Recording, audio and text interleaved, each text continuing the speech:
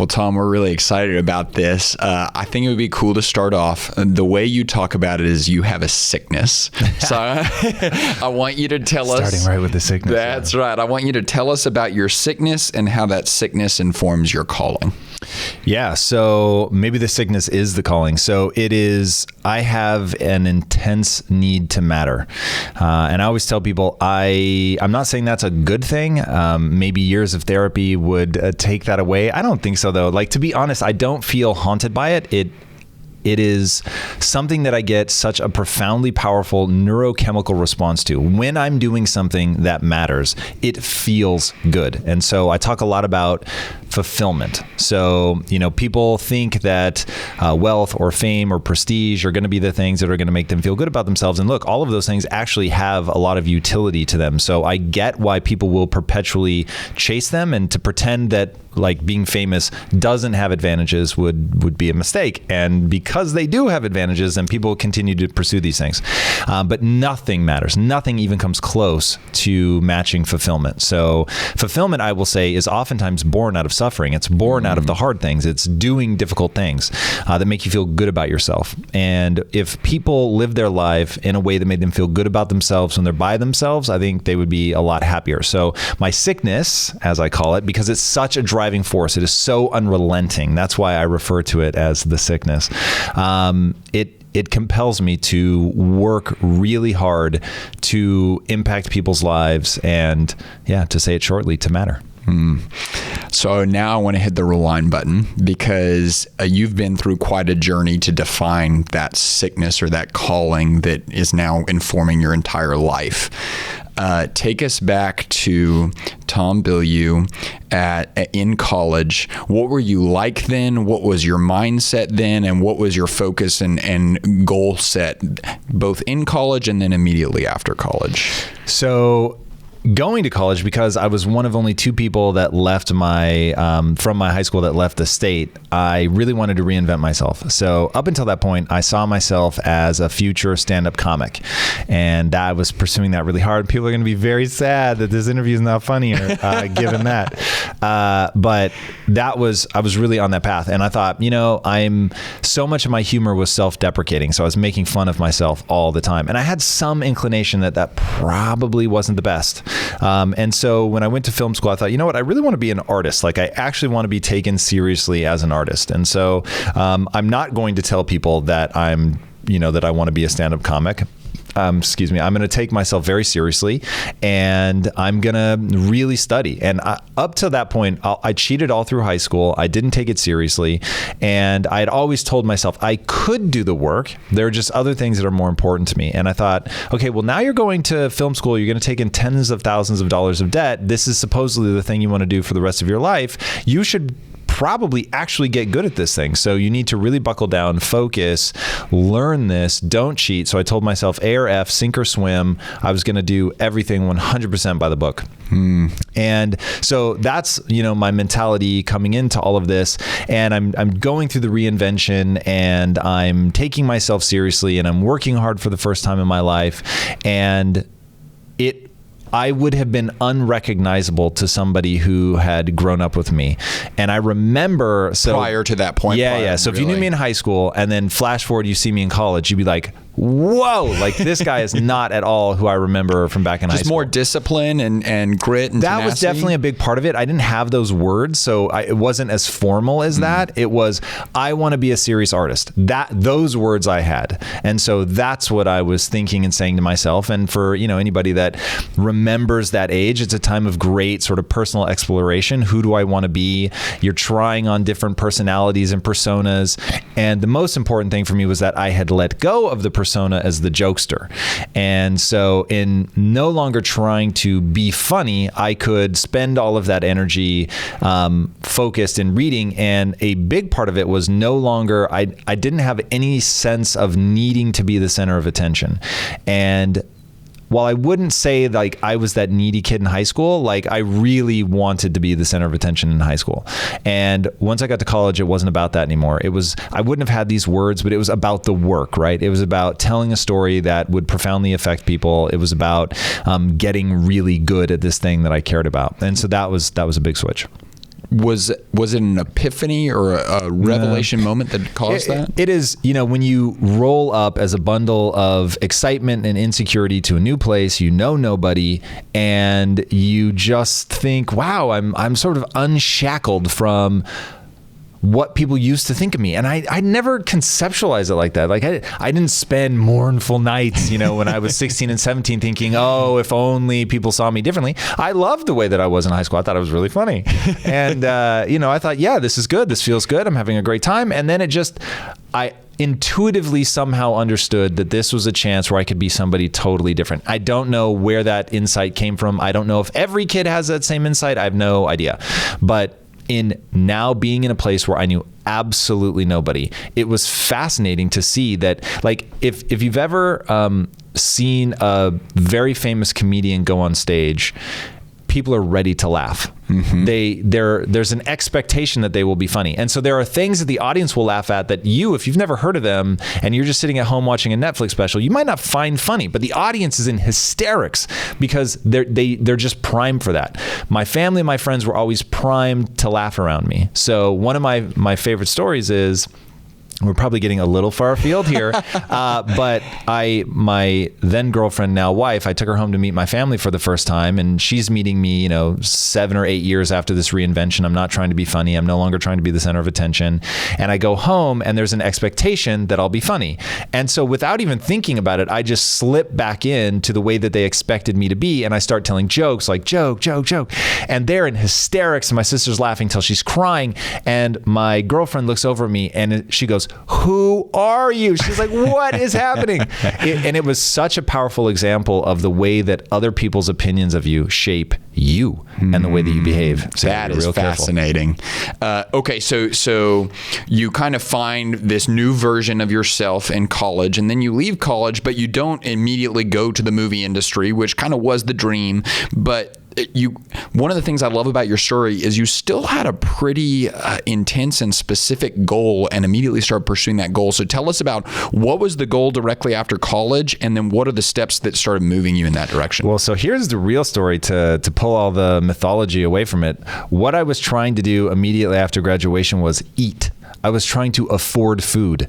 So I was broke. My dad, who was helping me financially through college, starting, if I remember right, starting 5 months before graduation, he sent me a letter every month that said, 5 more months until I'm not giving you any more money, 4 more months until I'm not giving you any more money. So that the day I graduated, I had no more assistance from my family. Okay, so, and he sent you a letter? I guess that's prior to emails, right? It's a written letter. Well, certainly prior to my dad being on email. But it was so in keeping with my dad's character, so that I wasn't surprised or hurt. I actually think it's super powerful. And even back then, that didn't seem bad or problematic. And he gave me a lot of warning. And so I was like, yep, okay, this all makes sense. And I was excited to be done. I was not one of those people that was like, I want to stay in college forever. I was like, I did 4 years. It was awesome. I loved it. I was so glad that I did it. And then the second it was over, I was like, I'm never coming back. So I'm like, I want to be out in the real world. I want to figure this out. But I no longer have any financial support whatsoever. And I don't know, I'm a low maintenance guy when it comes to that kind of stuff. So I was like, well, if I have to sleep on a floor somewhere, it wasn't until my wife that I started getting furniture that wasn't free. All of my furniture, for years, I slept on an air mattress, one that actually leaked. And so I would blow it up every night and then fall asleep. And I would put dirty clothes under it because I would wake up on the floor or on my pile of dirty clothes. And I did that for years. At one point I was sleeping half in a closet and half out on my deflating air mattress. So it's, I was cool with that. And to be honest, for anybody listening, the one thing that I will say, it drives me crazy when people don't have the ability to push through that period. It is a profound period in your life where poverty is okay.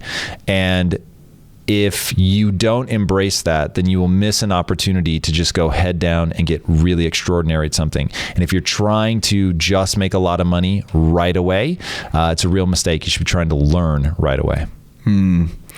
So there's kind of two paths you could take in that moment where you hit that broke spot. You could stay there, right? That is possible, or you could start learning, growing, moving forward. Was it ever a decision for you, or did you feel like, was there any pull or temptation that I'm not going to move forward? I'm just going to stay where I am and live here and just be satisfied with that because that's comfortable? Or was there always this internal drive and ambition? Yeah. So the one thing I will say, I don't know how much I've earned, and I try only to take pride in things that I've earned in my life. Like I don't take pride in my height. I didn't do anything to earn it.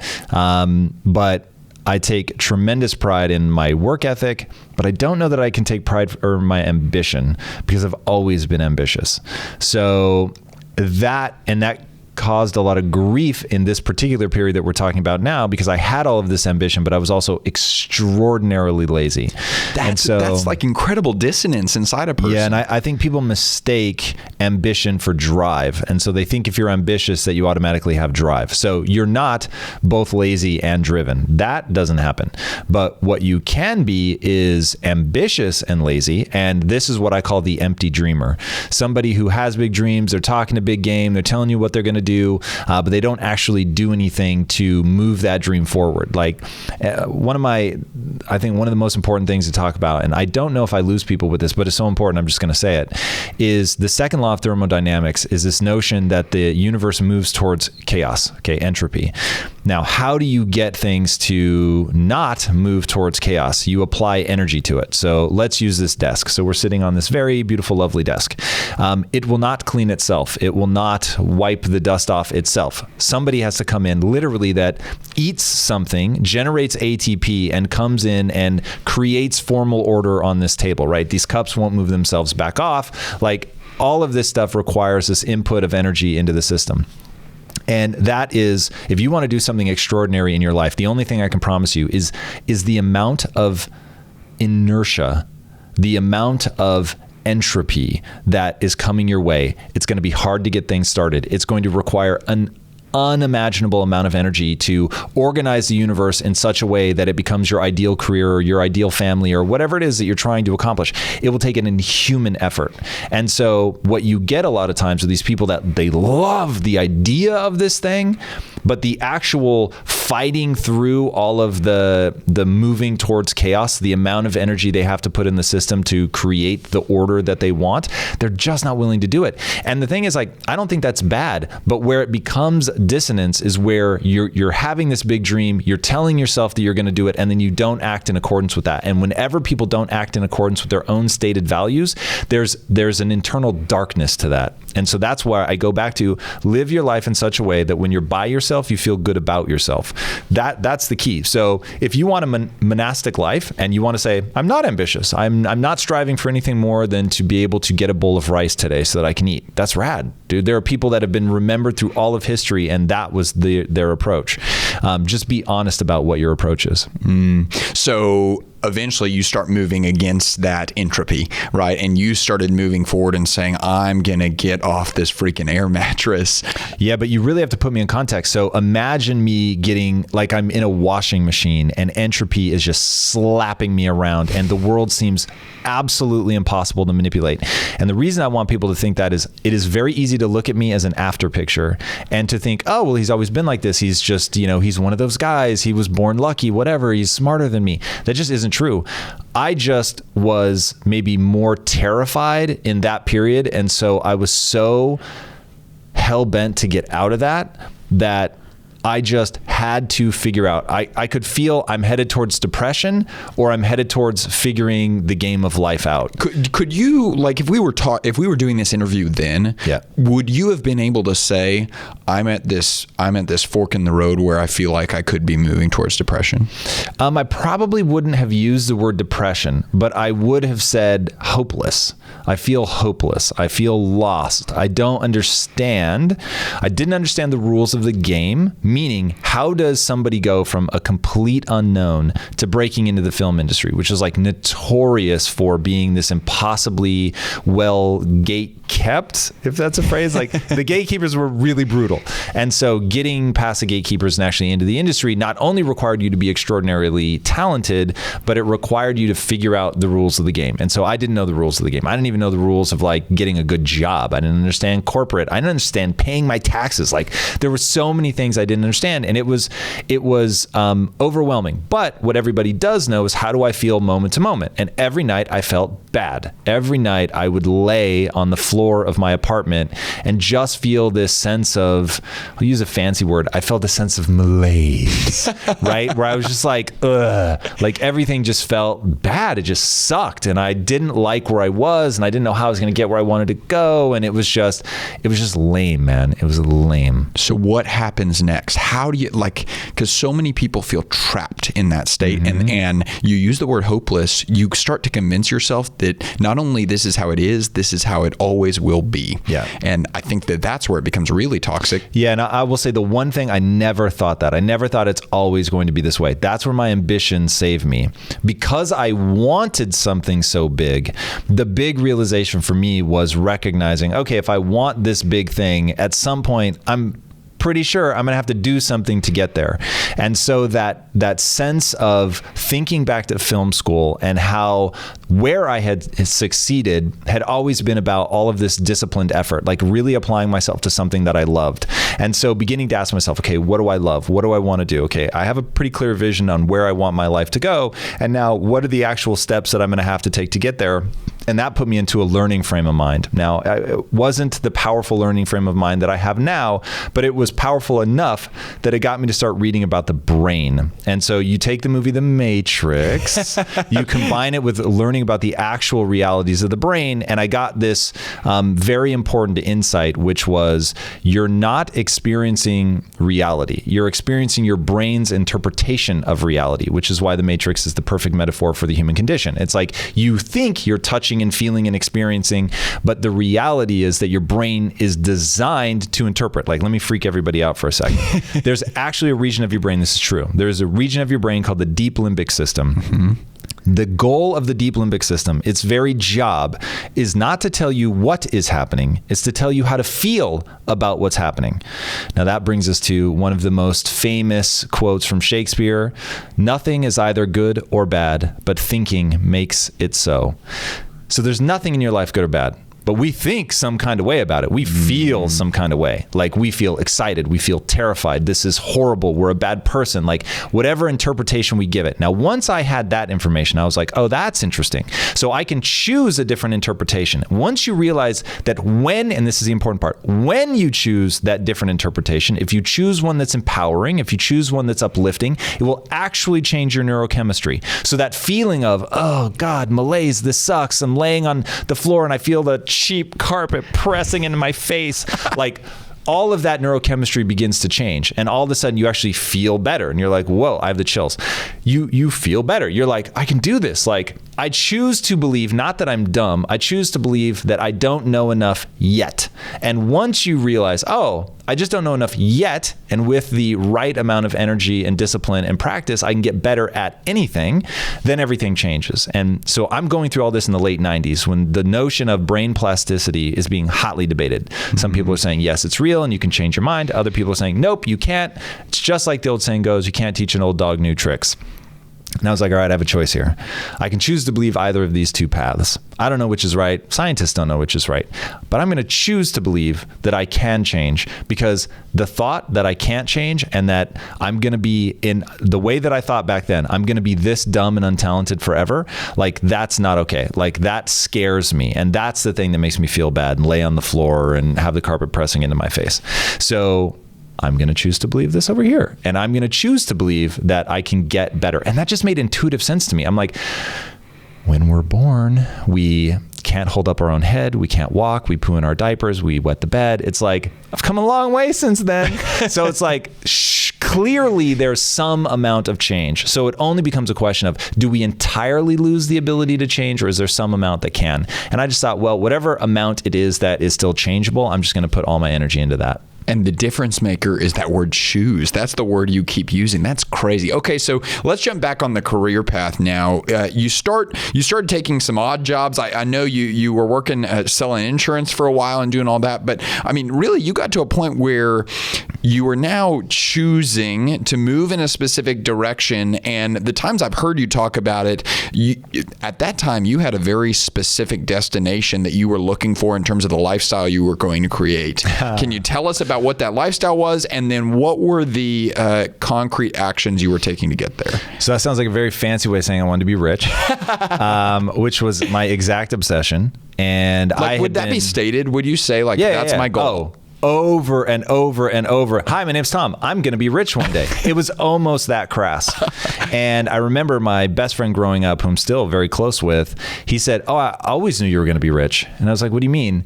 And he was like, because he had also said, I thought you were going to marshmallow your way through life. So my mom doesn't believe I'm going to do anything. And my best friend is like, yeah, come on. But he was like, but you get what you believe in this world. And he said, you believed in money. You always believed you were going to be rich.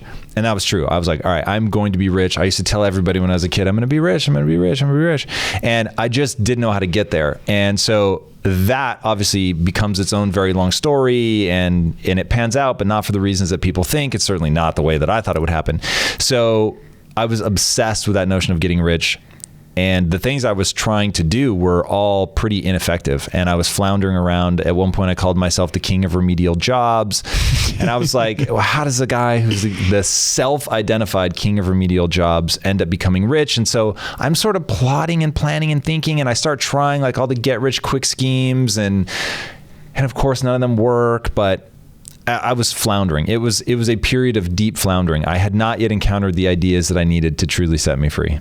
And what were the well, I guess the next step was you ended up with a company, I believe it's called Awareness Technologies, and that's skipping a couple steps along the way, obviously, but you ended up as a partner in that company, multi-million-dollar company. So you achieved the goal. You're a multi-millionaire on paper. That's a very big difference in a bank account, but yeah. And how do you feel in that moment? Yeah, so that was a real breakthrough moment. So I had on paper, and again, anybody listening to this needs to understand the difference. Like when people say, oh, they're the richest people in the world and they're, worth $75 billion. It's like on paper. They don't have that money in their bank account. Now, somebody worth $75 billion has plenty in their bank account. You do not need to worry about them. They're going to be just fine. But I was learning the hard lesson. So I was worth about $2 million on paper. So I was technically a multimillionaire, but I'm like, my apartment's not very nice. My car's not very nice. Like I don't have a lot of money in my bank account. There's some times where I'm sweating paying bills. So if this is what being a multimillionaire is not as interesting as I thought it would be. So I realized, okay, that's not the only game. And by the way, I had gotten to that point by just completely working around the clock, not worrying about anything that I loved or cared about, not asking myself what makes me come alive, just work, work, work. And what I began to realize at that period was, all right, the real money isn't guaranteed, but the struggle is. And so if you don't love the struggle, since the money may never come, you're in a really dangerous position. And so I wasn't willing to I did it for 6.5 years before I had this epiphany. My wife had to pull me aside and say, you're now damaging our marriage, because I was just working around the clock and I was getting angry and I was just bitter all the time. And I didn't have any lightness or playfulness to my personality. So imagine the one-time guy who wants to be a comedian is now just not dark like that, but just heavy. The energy was heavy. Like I wasn't playful. I wasn't having fun. And so she called me out on that. And I thought, yeah, you know what? I really do need to figure out what makes me come alive. So I went in and quit. And I said, look, here's your equity back. If I don't cross the finish line, I shouldn't get anything for this.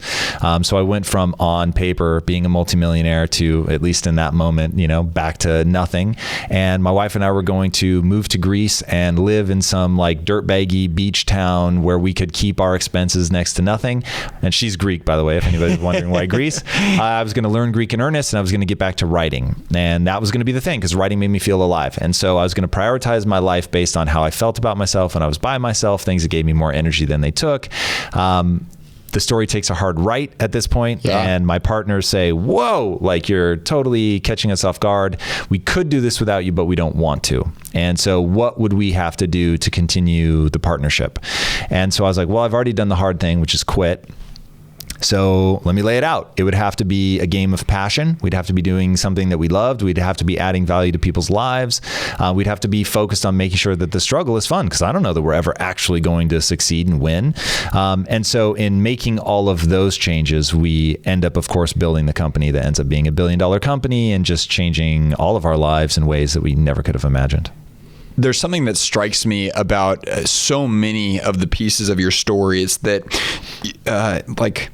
Most people, when they experience soulless work and they have that wake up moment that you have and say, okay, I'm quitting and I'm moving to Greece. If someone comes back to them and say, no, come back to the work. Number one, that happens a lot. A lot of times people are pulled back into that soulless work, but no one in their right mind thinks to tell those people, like, let's just do the work of injecting soul into this thing, and convinces them to start taking those steps. So like, where did that vision, or that, like, no one else would even think that was possible to say, like, we're taking this company that's successful, it's a multi-million-dollar company, but we're just going to scrap that and move on to something different. Yeah. So here's the good news for anybody out there that doesn't think they're the smartest person in the world. It was not a brilliant idea. It was entirely, I had become so profoundly unhappy that I was like, okay, I ran this experiment. I ran the chase money experiment. I really tried. I gave myself over to it. I worked nights, weekends, didn't matter, all the time, in service of money.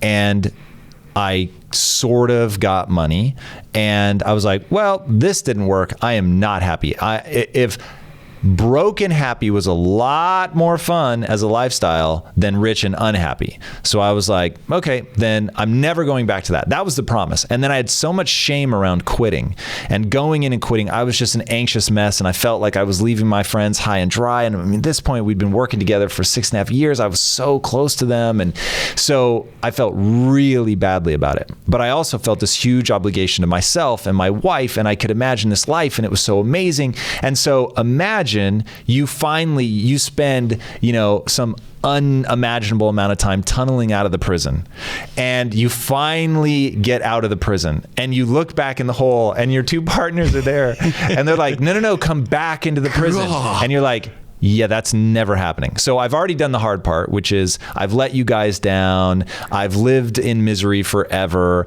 And I've dug through mud and excrement and everything to finally get out. So I'm here. I'm on the other side. I'm not going back in. So then it became a question of, well, you don't need to come back in. Being back in isn't the point. How do the three of us stay together? It's like, okay, well, that's a fundamentally different question. Let me tell you what this, quote unquote, life in Greece was going to be. Because I was still going to be ambitious. I was still going to try to build something, but it was going to be only from a position of the things that I loved. And so it just so happened that they were equally unhappy. So it wasn't like I was some great orator that convinced these guys to follow me. It was just, my line in the sand is this. It's passion, it's purpose, it's meaning, it's joy, it's building something that, I believe in, it's being authentic. I didn't have that word back then, but like being myself and all of that. Like, I'm never going to not do this again because I know where it leads. So there isn't anything, there's no amount of money that you could offer me, nothing that would make me go back into being unhappy.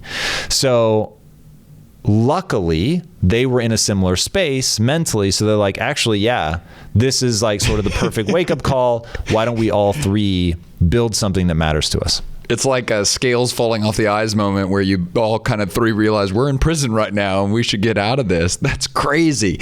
Okay, so, 70% of the American workforce is disengaged, right? Lots of people, I think, don't have the courage to draw that line in the sand or to even define what that line in the sand is.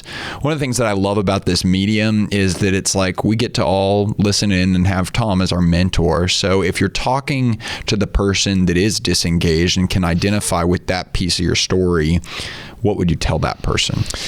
That there is a beautiful life that awaits them at a role. I won't even call it a job because that has some like dirty connotations, but there is an occupation for you to do that you will love. It will light you on fire. It will be hard. I'm not saying it's not going to be difficult, but it will be worth the fight. And I think that's really what people have to look for. And they also need to recognize that your company culture makes a huge difference. Company cultures vary in more ways than you can imagine. So you need to interview the people that you're going to apply for a job at their company as much as they're interviewing you. I think that's critically important for them to choose the right employee and for the employee to choose the right environment. All of that stuff really, really matters. And once people understand that it's their responsibility, like If you're in a job that you hate, that's bad on you. If you're telling me that you can't leave because you can't afford to, that's on you. Not in like a you're a bad person way, but like you're in control. Like start doing things to save money. Everybody should have at least 6 months saved up because it puts you in a position of power when in any negotiation with your boss. Because if you know that you can survive, if they say, nope, we're letting you go, it's like, okay, well, that's not the end of my world. So I'm still going to be able to pay bills. And so there's all these things that people can do to make sure that they can get their ideal job. Look for a job when you don't need one. Like that's the ideal time. If you're not happy where you're at, and then find a company that values the things that you value. Like I'm a CEO in an environment where millennials stay for 18 months. That's your average turnover. Now, as a person, that's not interesting to me. I don't want to just be a revolving door. Now, there's going to be some of that. I don't think there's any way around it. And people change where they're at in their life and all that. I get it. But I want to, as much as humanly possible, do the 40 years and the gold watch and all of that. So that requires a certain kind of culture. But people also have to understand that I'm insanely driven. I am going to build something, and if I have to drag people across the finish line, I'll do it. So you have to want to play at that level, right? So I have employees, some that love it, and they just, you can see they're eating it up, and it just matches what they want in their life so perfectly. And then there are other people who are like, I'm not so sure about this. And so I never want them to be in a position where they feel trapped, because I don't want that in my culture. Because when you have one person that's like, I don't know about this, then it like starts to sour it for everybody. Mm-hmm. So we have what we call a principles culture. If you have a criticism, you are obligated to say it. Even if you were prepared to take that criticism to your grave, you are still obligated to say that directly to people. It's very powerful. There's a whole book written on it by Ray Dalio. I highly encourage people to check it out. That's Principles, correct? Yeah. So being radically candid with people. So anyway, find that environment that matches what you're about. You can really thrive, work hard, do things that lead you towards fulfillment. Again, that's often born out of suffering. It's about becoming something. It's about becoming something you're proud of, gaining skills. So if people are doing that in an environment where they trust the people that they're around, they believe in the mission of what people are working for, you really can go to work and find true beauty. But it won't happen by accident. So you drew that line in the sand, and that line in the sand was, I'm going to work towards fulfillment now, not necessarily 100%. Success. And so explain how Quest Nutrition was tied to a sense of passion and tied to your background and your story a little bit. So that was, you have three guys who have varying interests, and we're saying, okay, we know we don't want to keep doing awareness technologies. What do we want to do? And what's that next company going to be? And so for three very different reasons, we started centering around nutrition. All three of us had a very strong relationship with health and fitness and nutrition. And I grew up in a morbidly obese family. So speaking for myself, that was super clear. I wanted to make food that my family could choose based on taste, and it happened to be good for them. Because I'm a big believer that you shouldn't try to change behavior, you should try to leverage it. And so I know people eat snack foods. No matter what, they're going to eat snack foods. So what if I could give them snack foods that were good for them and we're moving them forward? And so that became, from my perspective, that became the rallying cry. Like, okay, I can show up every day fighting for my mom and my sister who were morbidly obese at the time. And I want to, when things are getting hard, I want to hold an image of them in my mind. And that will make it easy for me to come in and fight. And there's a great quote often attributed to Mother Teresa, which is, nobody will act for the many, but people will act for the one. When it's a person, a real person with a story, and you can look them in the eye and you can imagine them, like that really gets people motivated. So I was super motivated to help my mom and my sister. I knew exactly what they were struggling with, and that framed it well for me. So it was like in any business decision, will this help my mom or not? If it'll help my mom, then let's do it. If it won't help her, then let's not do it. And so that was a really beautiful guiding light that helped, from my perspective, really stay on track and really make the right decisions. You have to be business savvy, but when it's business savvy in the context of, no, this actually has to help. It's not a win if I make a lot of money and don't help my mom. So that was the real drive. I love that it was at the core of it was that desire to meet a need and solve a problem, and clearly so did the marketplace. 57,000% growth in 3 years. That was crazy. In manufacturing, man, this wasn't software. So this goes from 2 employees to 3,000 employees real fast. That is just stupid. That is insane. So, I mean, you hear all the time, the greatest problem with success is success, right? And nothing creates failure like success. So how did y'all sustain the growth, and how did you, as the leader of that thing, reinvent yourself at such a rapid pace to be able to keep up with 57,000% growth in 3 years? Yeah, it is not easy. And I will say that growth at that rate becomes the hardest thing to manage. So the goal was, all right, let's create culture so that it can self-replicate, and that when somebody new comes on, they're sort of immediately welcomed into this culture, and they can understand how they're supposed to think and act, and that they're doing things the Quest way. And so that's a big part of how you keep the group moving forward. You also have to understand communication is key, clarity is key. You have to tell people what you're doing and exactly how you expect them to do it. You have to learn that you're only as good as what you write down. And then very, very important, you have to understand when you're transitioning out of what I call the hustler phase, where you just want a bunch of diehard people in there grinding, who like just have all the guts and the passion in the world. And then you're going to transition into professional management. Now there's going to be bureaucracy, and that's not going to feel good. And there's going to be this awkward change from that, like, do or die, we're in this together, to no, now you have a real supervisor, and the supervisor has expectations. Maybe you have to punch a clock now. Like, and there's a lot of chafing that happens. If you're somebody who thrives in a startup, you may not be somebody who thrives in an organization with thousands of employees. So it's very different. And so surviving that very tumultuous time is a management challenge unto itself. But if you've got a strong enough vision, and you really believe in what you're doing, and your product is strong, and your marketing is strong, then you survive it, just as Quest has done. So, but it really does take a lot of focus and energy. People have to remember, you're in the game of people. Like a company is a game of people. And even if you're a tech company and you're thinking about creating AI, you're still dealing with the people creating the AI. So this is a game of people far more than I think most startup entrepreneurs realize. They think it's a game of product. And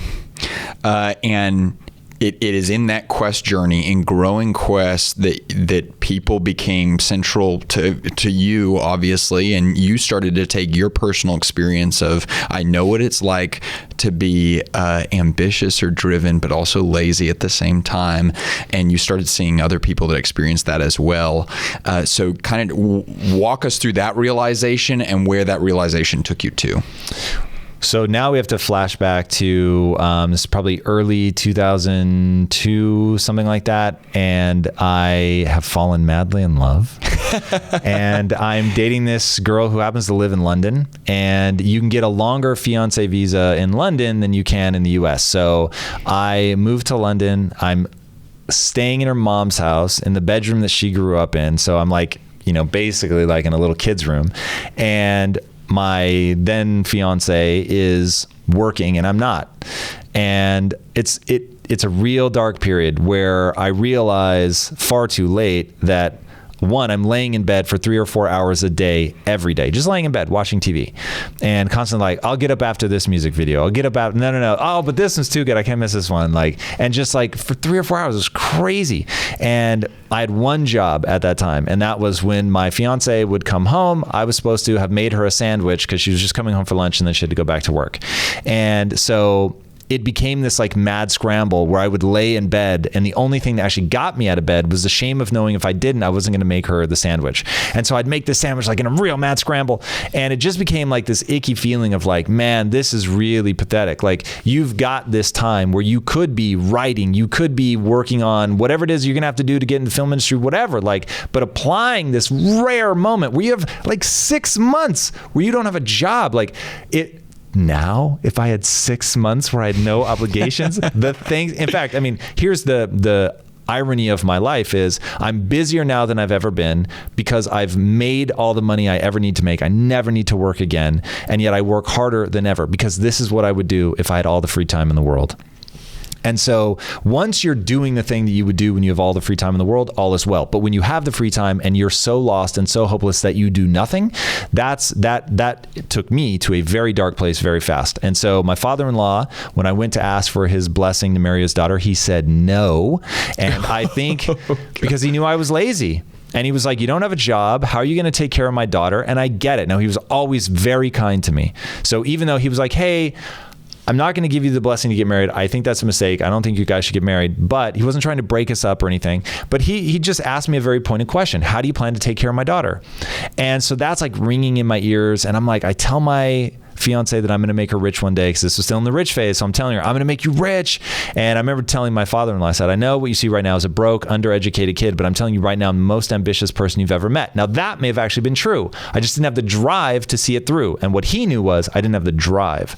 So in this period, I finally realized, oh my God, there's a difference between ambition and drive. And I have ambition, but I'm not doing anything about it. And so I've got to develop that. And so I started putting all my energy into developing drive, and that changed my life. So that's the difference between ambition and drive. Is ambition is a dreamer, essentially. Drive actually does the work to get it Correct. done. Drive is actually getting up when you don't want to. It's taking a cold shower when you want a warm shower. It's dealing with contracts when you'd rather go play video games. It's staying focused, staying disciplined because you know what you want. There was a whole study on this called the marshmallow study done out of Stanford. And what they did was they put a marshmallow in front of a kid and they said, hey, I'm going to step out for a minute, but if you wait till I come back, I'll double your marshmallows. And so it's basically double your money. And all you have to do is wait. The kid thinks, 15 minutes. And the reality is the researcher's not going to come back until you eat the marshmallow. And what they did was they wanted to see how long kids could wait. And then they tracked these kids for 25 years. And they found out that the kids who could delay eating the marshmallow the longest, so who could delay the gratification, those kids who we would now say have grit, they do the best in every area of their life. Relationships, school, jobs, they make the most money. So teaching yourself how to not eat the marshmallow, which was a skill I did not possess.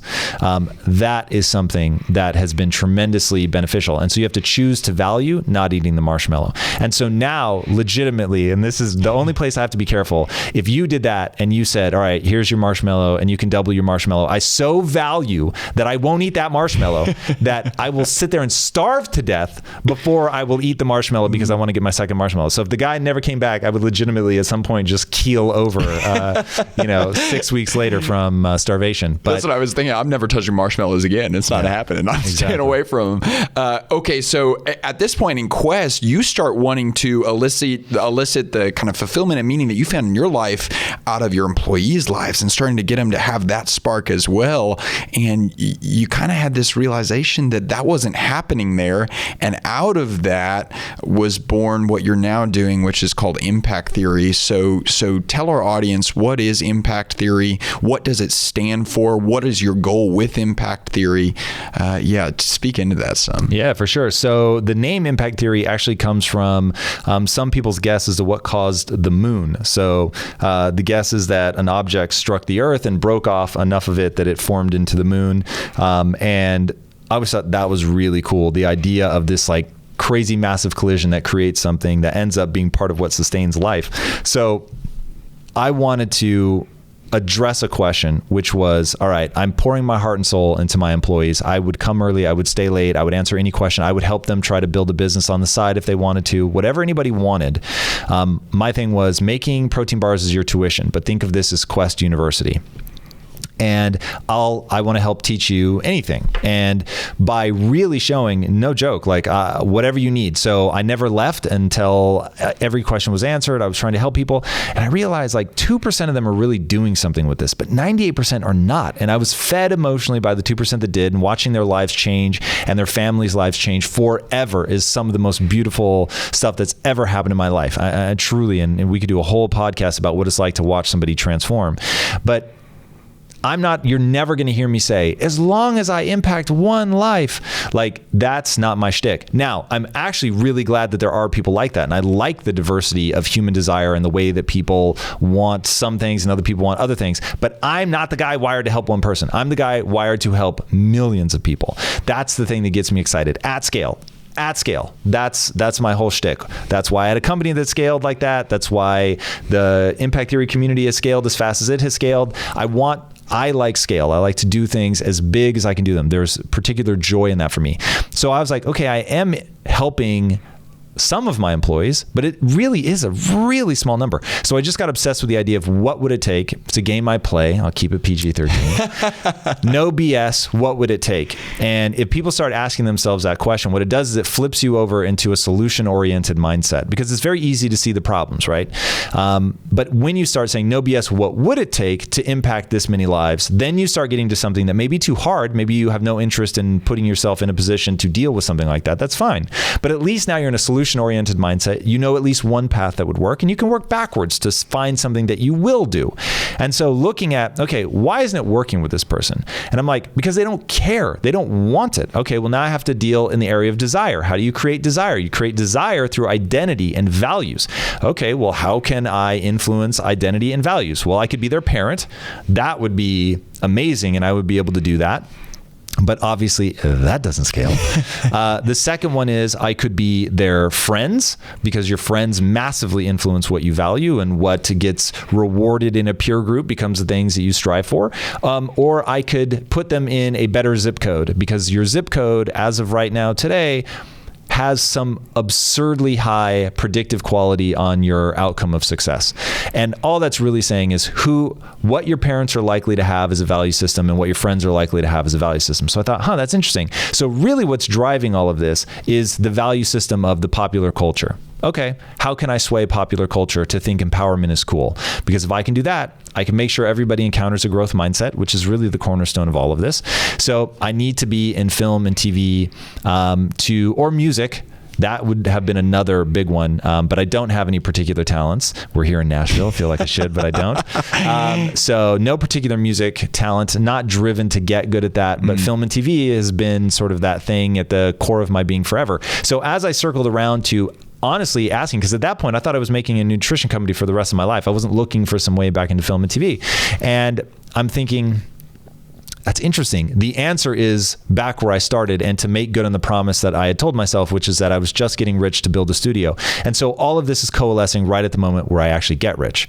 And so I'm like, whoa, I now have the kind of money that would allow me to build the next Disney. So let's do it.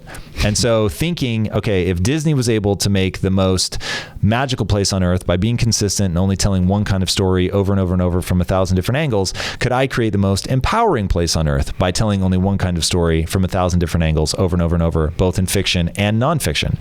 So I said, all right, that's the plan. That's what we're going to do.